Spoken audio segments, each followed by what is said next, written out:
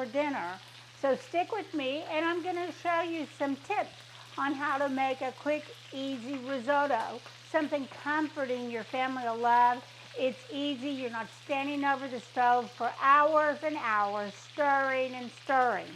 So you'll enjoy this. It'll be fun. Not only that, we'll learn a little bit about risotto, and we're going to learn about some seasonings as well. So here's our chicken going in. These are boneless, skin-on chicken.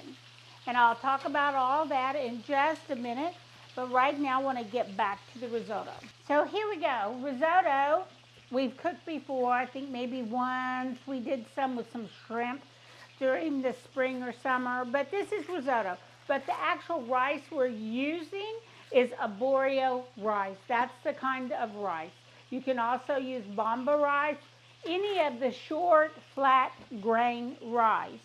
It's very short, it's very flat, and as you can see, it's very thick in the middle. So it needs a lot of tender, loving care when you're cooking it so it can absorb. We don't boil it like we do normal rice. We want the starch to come out and build a nice gravy and coating over our rice. Ours today, we're going to saute because we want our chicken risotto to have a fall holiday seasoning note to it with our chicken and our poultry seasoning, which is rosemary, thyme, marjoram. It's a combination, so I've got a tablespoon of that in there, and then I've got an extra half a teaspoon of celery salt in there. So I've got my celery and my onions, and then I have a cup and a half of the risotto. So we're going to let our chicken continue to fry. Now, this chicken is a skin-on chicken thigh. I have removed the bones because it's very hard to find skin on with no bone. You either get it skinless, boneless, or you get it skin and bone. But I wanted the chicken fat rendered from the skin to help make the fat for me to fry the risotto in. So that's why we're doing it this way. I did take the bone out just so it makes it easier for my family to eat, and it's very quick and easy. Now we took those little bones, the thigh bone, and I put it in my stock and let it cook down to enhance the stock flavor. So the little bones got used as well over here, and then we're frying it up, and you can see how much oil I have accumulated for the chicken fat that has come about from frying my chicken. Now I'll flip them over. We'll cook them real quick on the other side, just kind of sear them.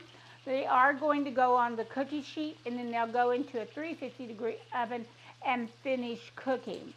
I can put my convection on to help keep them crispy, and I probably will do that. But you have a couple of options here with your chicken.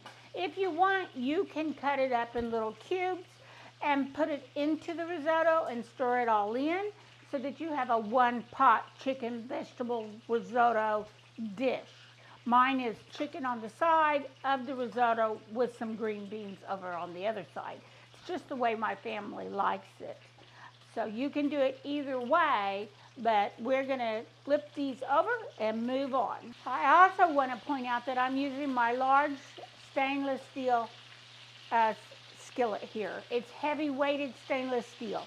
And the reason is I want the chicken fond. I want the fond off the bottom to saute my onion and celery in, and then fry my rice in it. And then from there we'll add the stock, and then we'll start cooking the risotto. So this isn't going to take much longer, a few minutes, and then we'll put it on the cookie sheet and it goes in the oven. So I'll be right back.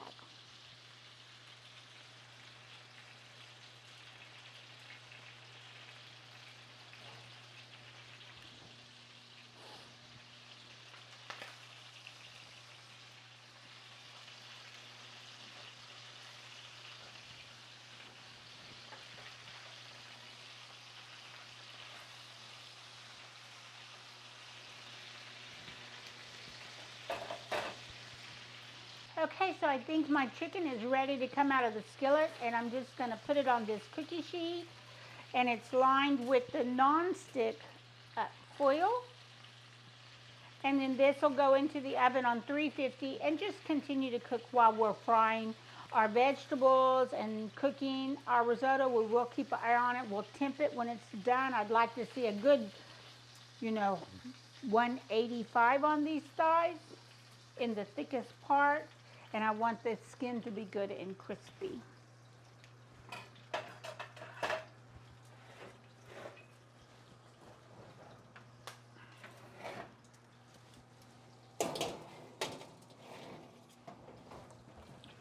So the next thing I need is I do need some oil. And like I said, I really want the chicken fat. That's what I was going for.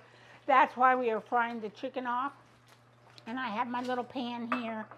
And I've got a big spoon. So I'm going to take some of this out. So that leaves me about 2 tablespoons of chicken fat in the bottom. That's what these big metal spoons are so good for. And I don't even remember where I got these little metal bowls.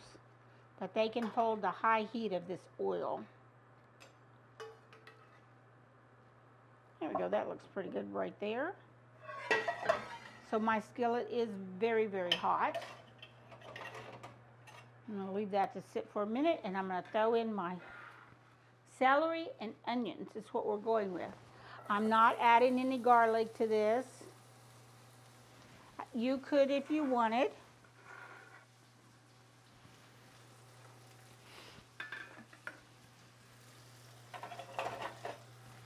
And we're just going to start frying this down and let it get a little bit tender. So we're going to let it go for about a minute or so. Now this is where my salt is coming in. I have salted my stock. I normally use non-salt stock, but this is stock that we've added elements to. So one of the elements I added to it was salt. So it will have salt in it. And so then in my seasoning, I have celery, salt. So that will add some to it as well. You can add garlic in here. You could add mushrooms. But risotto, I want you to really kind of think of it as a canvas, a blank canvas, that you can put whatever you want on it. And since we're in the Thanksgiving holiday season, I'm thinking I want Thanksgiving seasoning, which would be my poultry seasoning, my poultry-based herbs, sage and rosemary and thyme, marjoram and some nutmeg, those kind of warm spices. Now, if I was going to put this up against a prime rib roast at Christmas, I might add some mushrooms to it to give it some good earthiness to stand up against the roast, as well as maybe some herbs de Provence with all the herbs in it and the lavender, and I think that would work really good.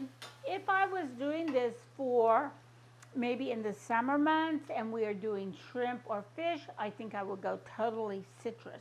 Maybe with lemon, zest of lemon, maybe even some lime. I still might start out with my mirepoix, celery, onions, and carrots, but I would then advance it on. So depending on what you're putting it with and what kind of side dish you want, or do you want this to be the main dish? So since we're making this a side dish to our pan-fried chicken thighs and our green beans, that's okay. Now, you can do anything you want, and it does make a great side dish for the holidays. But it also is a great side dish anytime. So that looks really good. So now I'm going to go in with my 1.5 cups of risotto. And we're going to get it really good and coated as well. And if I need to add some more oil, I will. But I just want to make sure all the little grains are good and coated. There we go. I think we're good. And they look really good and coated. See how shiny it all is? That looks really good to me. All right, so now our pan is really, really hot. And the fond is really built up on the bottom. You can see it there, how nice and brown it is. So we're going to deglaze this pan with our stock. And in our stock, we've added about some wine, some carrots, some onions, a little bit of everything. So what I'm going to do is I'm just going to pick it up like this, and I'm going to run it over here through this strainer. And we're going to load this pan up with this stock. When I run out of stock, we'll go to using hot water. Now I started out with about 6 cups of stock that we've let sit and work and reduce with all the extras in it. And there we go. Now you see how it's calmed down and it is starting to simmer. Now we are going to deglaze this pan, and if I pull it, you might be able to see it, but you won't be able to see it right now. All of the brown fond is gone. It is melding into the risotto, and it is looking really good. So this is where they want you to stand here and stir and not stop stirring until you're done. Well, I don't have time for that. I don't know anybody has time for that unless you've got somebody that's willing to stand here and stir, and I am not. So I'm going to add a little bit more stock, get me a good layer of stock in here, and I'm just going to let that continue to simmer just like that. And it's going to sit there and simmer, and then when I walk by, I might give it a quick stir and let it, and this flame is on a medium low. You can see it. So it's very medium low. It's slow, but it's still a very low simmer. So we're going to let this go and let it do its thing, and I'm going to work on making some green beans and setting the table and other things like that. So I'll be back in just a few minutes.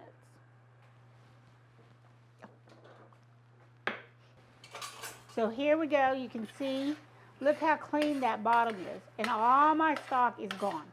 Now, I'm going to do the same thing again. We're just going to repeat the same thing. Now, I do want to show you something that I think is important. You'll see this ladle is an 8-ounce ladle. And I know that we've already added 2.5 cups into our. So here we go again, and I'm going to again 1 8-ounce, which is 1 cup. So this now we're at 3.5 cups, and here we go again, another one, and then we'll see if that's enough. Remember, we want a good soupy mix here. We want to let it come back to a simmer. And then I am going to even slow the flame down even more. There we go, got it going. Because we want it to go slow so it can release everything. So this is going to go very low. Can you see how low that is? Okay, there we go. Now, also, I do want to add my extra layer of seasoning. Like I said, this is 1 teaspoon of poultry seasoning, just traditional poultry seasoning, and a 1/2 teaspoon of celery salt. Throw that in there. Now you can add the fresh herbs if you want, and not put the powder, but I didn't have any fresh, so this is good for us.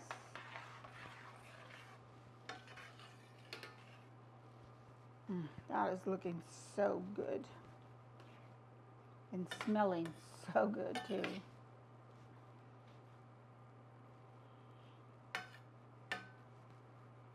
Now remember that your rice is going to absorb every bit of that just like it did earlier. So here we go. This is going. I've added the seasoning, but now you're going to have to be thinking about how you want your end product. Do you want your risotto soupy like this, or do you want a nice tight creamy risotto? My husband likes it soupy like this. I like it where it's tight. The sauce is tight and it's creamy.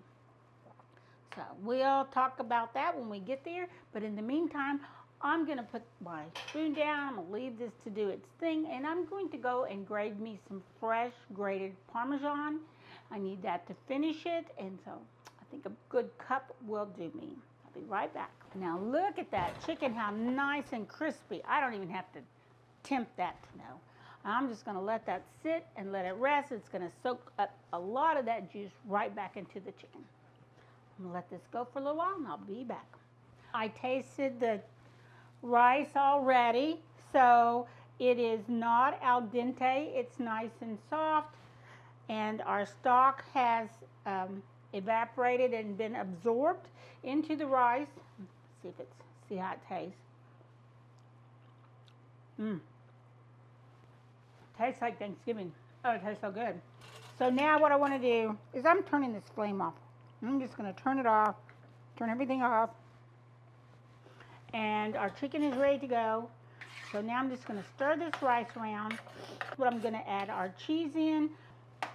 So here is our Parmesan, freshly grated. I got a good cup here. And I'm going to coat it up really well. I think I'm going to put at least 1/2 to 3/4. I do want to leave some to go across the top of my risotto at the end. Gonna stir it up. It's gonna get, see how nice and tight that sauce is. Now if you want it to be a little more gushy, you can. It's gonna keep absorbing, but this is ready. Let's see. Look at that. Wonderful risotto. Nice and tight. You can see that Parmesan coming in there. Oh my gosh, that looks so good. You know. Well, here we are with our holiday fall gathering risotto. Turned out wonderful, just like I wanted it. The only last thing is to add some touch of Parmesan. I'm going to sprinkle it over the top. I've got some green beans that have been buttered and salted, so that's pretty good. And then look at our chicken, how wonderful that looks. Our chicken thighs, they are looking so good. I promise you, they're gonna love this fall version of risotto and chicken. It is going to be a hit, and you will be making it for all your friends and family. So I'm gonna get me a little piece of chicken right here, and look how good that chicken looks. And it is very done, and it's a thigh, so it's very juicy. Get me a few little green beans, because I'm more about the rice than I am about the beans right now. There we go. And then here goes my risotto, which is very, very hot. It is still steaming hot, as you can see. Look at the steam coming off of that. Yum. And I'm just going to take a bite, because I'm going to have a big bowl in a little while. Then after I eat this with a glass of white wine, I am going to be taking me a nice long nap. So there we are. I'm going to cut my chicken. Put me a bite of risotto on it. There we go. Oh, look how crispy that is. Nice and crispy, and look at that. Nice and tender, and it's still juicy. Put me just a little bite of risotto over the top of that. I'm not even going to add a green bean.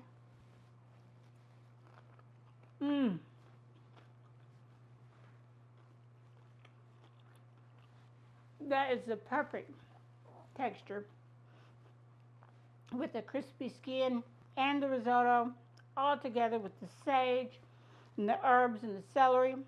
Oh yes, this is, man, this is early Thanksgiving, but I could eat this anytime, right up until spring.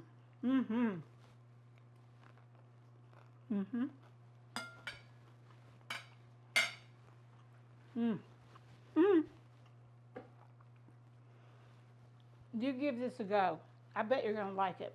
And let me know. Let me know if you like it or not, and how you would make it different for your family. See you next week. Bye.